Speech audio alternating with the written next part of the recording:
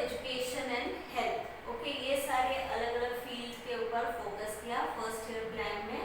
And ये जो plan है इट इज टू ले द फाउंडेशन ऑफ, मतलब ये जो प्लान है ये बेस है, हमारे प्लान इकोनॉमी का बेस है।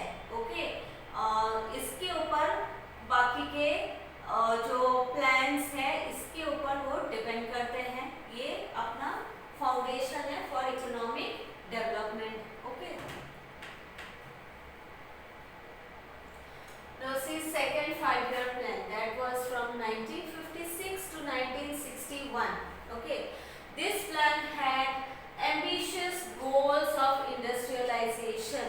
Okay, फर्स्ट ईयर का जो प्लान था, फर्स्ट 5-year प्लान था, वो जो बेसिक, जो ग्राउंड लेवल पे जो बेसिक जो फील्ड्स थे, जैसे एग्रीकल्चर हो गया या फ्लड कंट्रोल हो गया या इरिगेशन हो गया या एजुकेशन हो गया या स्मॉल इंडस्ट्रीज हो गए, उनके ऊपर फोकस किया गया ताकि एक बेस बना सके, ताकि एक डेवलपमेंट का एक फाउंडेशन बना सके। ओके, एंड जो सेकेंड 5-year प्लान था उसमें इंडस्ट्रियलाइजेशन के ऊपर फोकस किया गया। Okay, so that economy rapidly develop हो। Iron and steel industries at Durgapur, Bhilai and Rourkela, chemical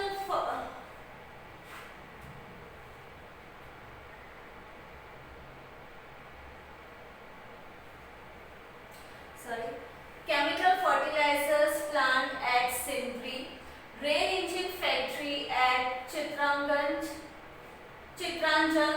factory of railway bogies at Peramdur, shipbuilding factory at Visakhapatnam, and other heavy industries were set up in the public sector. तो ये जो heavy industries है, जैसे कि iron और steel industry हो गया या फिर केमिकल फर्टिलाइजर प्लांट हो गया या फिर रेल इंजन की फैक्ट्री हो गई या फिर रेलवे बोगीज यानी कंपार्टमेंट बनाने की फैक्ट्री हो गई।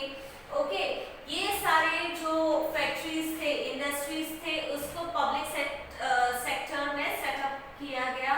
Okay, and huge dams like Bhakra Nangal, Damodar etcetera were built to make water available for agriculture. It led to increase in the national income. Okay, फिर बड़े बड़े डैम्स भी बनाए गए so that agriculture पर्पस के लिए वाटर अवेलेबल हो, इरिगेशन फैसिलिटीज के जरिए वाटर अवेलेबल हो, उसके लिए डैम्स बनाए गए। एंड ये जो सेकेंड ईयर का जो प्लान था it led to increase in national income because industrialization की वजह से ज्यादा ग्रोथ होता है, ज्यादा इकोनॉमी डेवलप होता है। ओके, उसमें प्रॉफिट ज्यादा है। Okay, third 5-year plan 1961 to 1966. This plan was aimed at bringing about a balance in industries and agriculture. हमारा जो कंट्री है, इंडिया जो कंट्री है, वो प्राइमरीली उसको एग्रीकल्चरल कंट्री बोला जाता है, क्योंकि हमारा जो इनकम है, most of the national income है वो it is derived from agricultural production. Okay, but साथ ही साथ डेवलपमेंट के लिए इंडस्ट्रियलाइजेशन भी जरूरी था एंड सो प्लानिंग में फोकस किया गया इंडस्ट्रियलाइजेशन के ऊपर। फर्स्ट प्लानिंग में बेसिक जो एग्रीकल्चर के ऊपर फोकस किया गया था एंड सेकंड प्लानिंग में इंडस्ट्रियलाइजेशन के ऊपर फोकस किया गया था। नाउ ये जो थर्ड ईयर का जो प्लान है, थर्ड 5-year प्लान है, okay, which was from 1961 to 1966, उसमें दोनों के ऊपर फोकस किया गया है, that is agriculture and industries, क्योंकि ये दोनों ही बहुत ही इम्पोर्टेंट सोर्स है of national income. Okay, the other goals of the plan include increase in national income, heavy industries, development in transport and mineral industry, alleviation of poverty and to expand the opportunity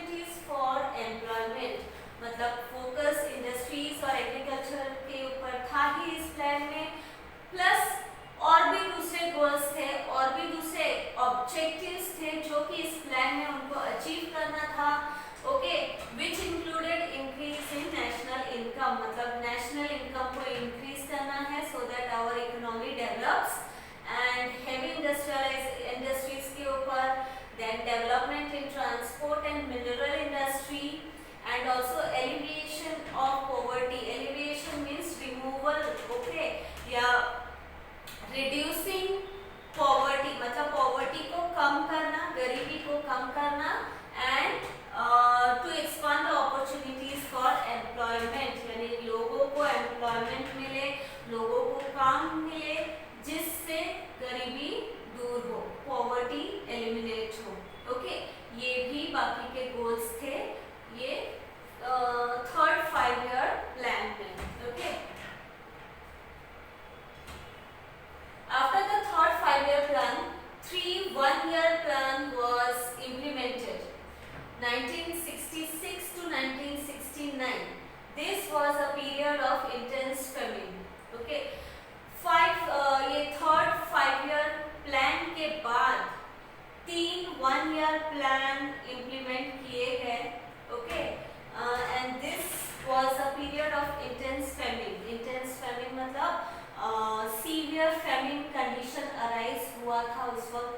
feminine is a situation, is a condition where there is a scarcity of food, और ये जो condition है वो बहुत सारे reason की वजह से अराइज होते हैं, यू नो, नेचुरल कैलामिटीज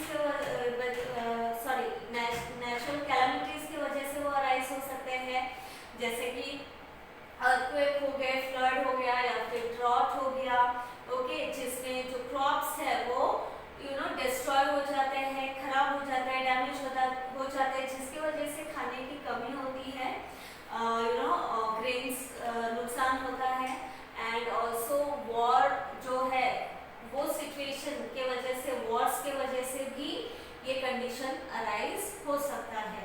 तो 1966 से लेकर 1969 तक 3 1-year प्लान बने, और ये जो उनका जो स्कीम है, ये जो पॉलिसी है, ये according to the situation change करना पड़ता है। अगर सिचुएशन अगर फेवरेबल नहीं हो या फिर कुछ नया सिचुएशन या कंडीशन आ जाए, ठीक है, उसके हिसाब से फिर इनको प्लानिंग में चेंज करनी पड़ती है, पॉलिसीज में चेंज करना पड़ता है, ठीक है। तो ये कंडीशन, फेमिन कंडीशन की वजह से पॉलिसी में चेंज आया और 3 1-year प्लान इम्प्लीमेंट किया गया।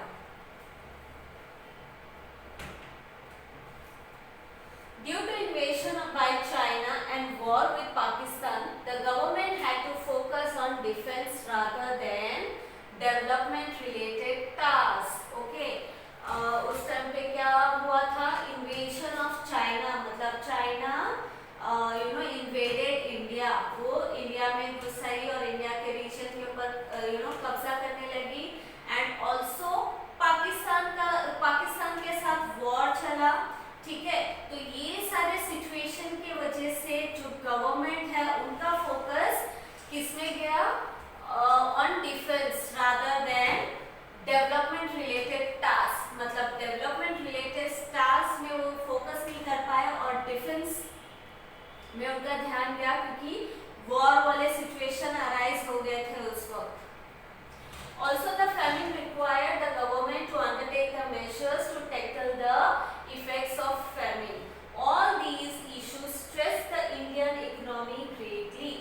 Also जो famine उस वक्त अराइज हुआ था, उस कंडीशन को भी डील करने के लिए गवर्नमेंट को उसके ऊपर फोकस करना पड़ा, वो फेमिन कंडीशन को ओवरकम करने के लिए उसके ऊपर उनको फोकस करना पड़ा, जिसके वजह से जो डेवलपमेंट का टास्क था उसको साइड में रखना पड़ा, ओके। एंड ये सारा जो चीज है, ये जो इन 3 साल में जो हुआ, उसके वजह से issue stress the Indian economy greatly.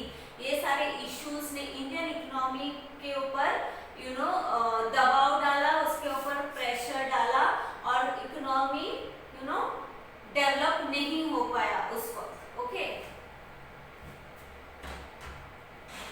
Now 4th 5-year plan 1974 से लेके 1976 1979. ओके, ये 4th 5-year plan है. The intentions behind setting the goal of this plan were that India should become self-reliant, government should develop the basic industries, increase the speed of economic development and pay attention to establishing a socialistic pattern of society. मतलब ये जो plan है 4th 5-year plan है, ये plan के पीछे उनका क्या इंटेंशन है, उनको क्या गोल अचीव करना है इस प्लान के जरिए, that India should become self reliant. Okay, मतलब उनको किसी और के ऊपर डिपेंडेंट ना होना पड़े. And government should develop the basic industries. जो बेसिक इंडस्ट्रीज है, यू नो, जो जिसके गुड्स का ज़्यादा डिमांड है, okay, day to day life में उन चीज़ों का यूज़ होता है, उन इंडस्ट्रीज के ऊपर फोकस किया जाए. Okay, increase the speed of economic development. Economic development के स्पीड को इंक्रीज किया जाए. And pay attention in socialistic pattern of society. मतलब हमारे जो सोसाइटी का पैटर्न है उसके ऊपर ध्यान दिया जाए. ठीक है, उसको इम्प्रूव किया जाए, हमारे सोशल कंडीशन को इम्प्रूव किया जाए. एंड सिंस यू नो, ये प्लान के पहले जो भी वॉर सिचुएशन या फेमिन कंडीशन आया था, जिसके वजह से इकोनॉमी यू नो उधर ही स्टंटेड हो गया, वो ग्रो नहीं कर पाया. तो इसलिए ये प्लान में यू नो ज़्यादा होप्स था, ज़्यादा यू नो उसको इस इंटेंशन के साथ किया गया ताकि इकोनॉमी यू नो ग्रो करे, डेवलप करे. 14 major banks in the country were nationalized. This plan did not succeed as expected. Also nationalization of banks, मतलब जो पहले यू नो बैंक्स प्राइवेटाइज थे, प्राइवेट यू नो जो इंडस्ट्रियलिस्ट थे वो own करते थे. 14 बैंक्स को नेशनलाइज किया गया 1969 को. Okay, and under the prime minister of Indira Gandhi ये बैंक्स को नेशनलाइज किया गया ताकि हमारा जो इकोनॉमी है वो डेवलप हो. And the economy had to bear the burden of the Bangladesh war. The expenditure over the refugees had to be borne as well. Okay, ये जो प्लान है, ये जो अपना 4th 5-year प्लान है, it did not succeed. Okay, ये उतना success नहीं हुआ, सक्सेसफुल नहीं हुआ जैसे एक्सपेक्ट किया गया था, क्योंकि उस टाइम में economy had to bear the burden of Bangladesh war. Bangladesh का वॉर जो है उसका बर्डन इंडिया के ऊपर आया. ओके, इंडिया के इकोनॉमी के ऊपर आया. बांग्लादेश और पाकिस्तान के बीच जो वॉर था जिसमें बांग्लादेश को इंडिपेंडेंस चाहिए था पाकिस्तान से, and in this war India supported Bangladesh. Okay, तो इसलिए इंडिया के ऊपर यू नो प्रेशर आया, उसके ऊपर बर्डन आया. And the expenditure over the refugees, यानी बहुत सारे रेफ्यूजीज इंडिया में आए थे, बांग्लादेश के बहुत सारे रेफ्यूजीज इंडिया में आके रह रहे थे, तो उनका एक्सपेंडिचर भी इंडिया को बेयर करना पड़ा, जिसकी वजह से इंडिया का जो इकोनॉमी है वो नीचे आ गया था. Okay, the Indian economy suffer due to the pay raise of government and railway servants and rise in the prices of petrol in the international markets. Also pay raise हुआ, यानी पेमेंट में increment हुआ. जो government servants है, जो railway में काम करने वाले सर्वेंट्स हैं, जो यू नो गवर्नमेंट ऑफिसेस में काम करने वाले जो एम्प्लॉइज है, उनके पेमेंट में इंक्रीमेंट हुआ. उसके वजह से भी यू नो इकोनॉमी को लॉस सफर करना पड़ा.